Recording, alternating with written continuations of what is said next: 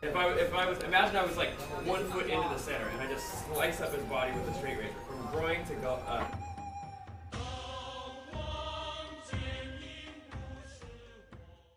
I have always had an interest in sports. I learned tennis at a young age before transitioning to swimming, which I then quit to focus on soccer. I was also the right hitter for my amateur league volleyball team, and as of last year I began powerlifting.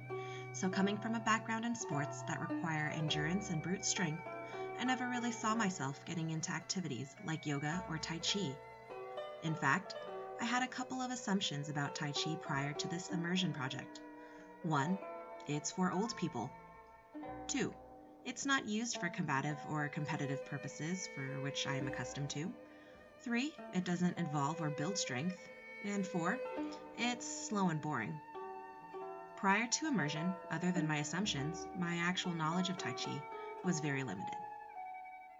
First thing we're going to do is take your right hand, bring it up in a fist, and we're going to say out loud, weapon. Weapon. Then bring your other hand up and say out loud, sheath. Sheath. And then bow at the waist. Now what this means, it's a metaphor that just says that we're putting away our weapons when we're training at the school, and that means that we're not going to try to hurt each other or any of the other students or instructors here. This is a place where we're just here to train and to learn. When you take your weapons back out of the sheath at the end of the lesson, that means that you're ready to defend yourself and keep yourself safe outside. So the word, first of all, the word chi generally means energy.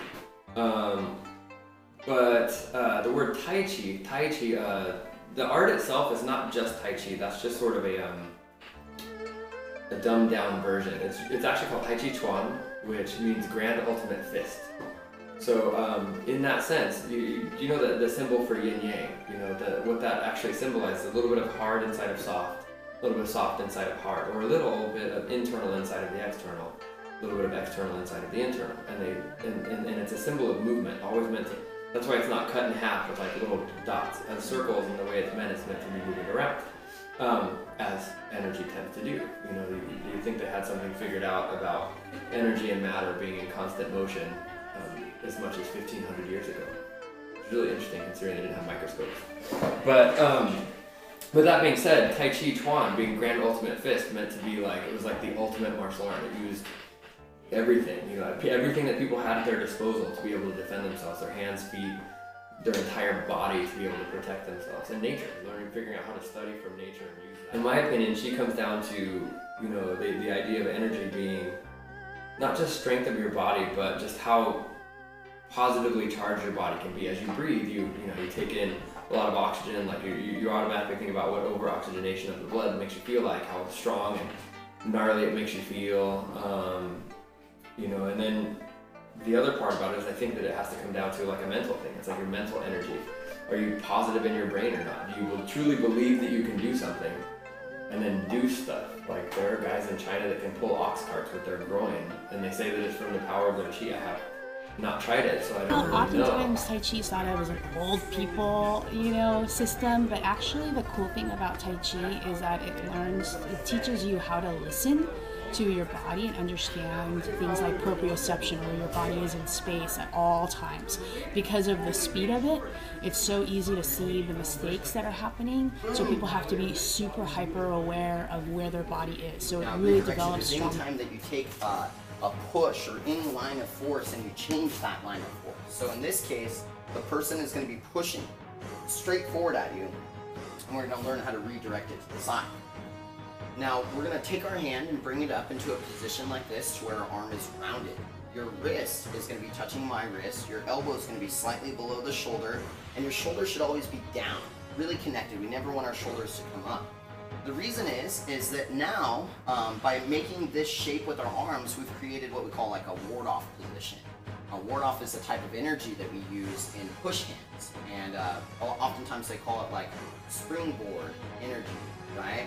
It's your ability to like push and absorb a lot of force forward, but it's also soft enough, it's also relaxed enough to where if it needed to, it can withdraw a little bit, it can bounce, right? Now, when I push on you here, what you're going to do is you're going to take this force and you're going to redirect it and turn it to the side, just like so. Now, from here again, if we're in the center, we're going to do this continuously. So when I push on you, you're going to shift your weight back, and then you're going to redirect my energy to the side. Now keep everything the same shape. Now you're going to push on me, I'm going to shift back, and redirect to the side. Now it's very important that the distance between your wrist and your body stays the same. Like this, right? It's always the same. Your distance between your elbow and your body is always the same. So from here, as I push on you, you're going to shift back and redirect. And then you're going to shift forward and all redirect. Good. See, that's much better, much more consistent. Turn. Good. And its neutralization is any time that you're taking, again, a line of force that's coming at you. This time, instead of totally redirecting it and changing where it's going all together, what we're going to do is change the direction of the energy to where we can push it down into our back leg. And what I mean by that is all it is just changing the structure of his push. His push is going to go straight back, direct straight line behind you. We want to use our arms and our upper body to redirect the energy to where it's going more at a diagonal angle down to your back leg. So as this person pushes on you, tuck in your hips, have your head up. You're going to take your arms and stack them underneath, like I Dream of Jeannie style again, right? As the person pushes on you, you're going to slowly increase the pressure on the arms and push forward into them. Exactly. See, the more you push forward, the more that it redirects. You can see the angle of my arms now is more downwards, straight into your stance. Here, that's pushing on your hips. What you're going to do is take your arms and scoop your forearms underneath my elbows, pushing me forward a little bit. And then that way, as I push, the same kind of idea applies. Instead of letting me have a straight line, you're going to redirect my energy downward. So scoop under the arms. As I push on you, you're going to redirect, pull up on those arms and push your stance forward, and then it's really strong and solid again. Hard for me to knock. You're going to scoop under my arms. As I try to push on you, all you're going to do now is just turn me to the side. Right. And the reason that that's going to work so well is I'm making you a pivot point. I'm pushing into you and I'm leaning all my weight on my arms, so those become a pivot point if you just turn me to the side now. Good. Turn me the other way too. Yeah? And just make sure you don't get...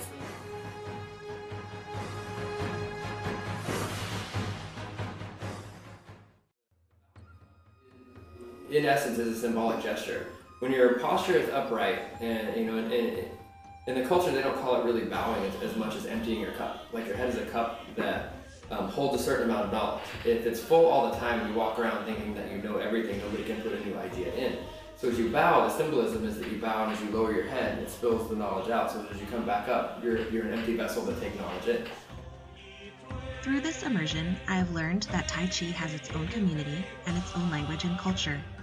With a rich history that has been passed down for centuries, it stays true to its original form while incorporating bits of Western culture. In addition, many of my assumptions were proven false. Tai Chi requires as much self-discipline, both physically and mentally, just like any other athletic sport. It requires strength, balance, and flexibility. Unlike many stereotypes, there is a wide range of demographics who participate in Tai Chi, as well as a difference in goals when initially beginning.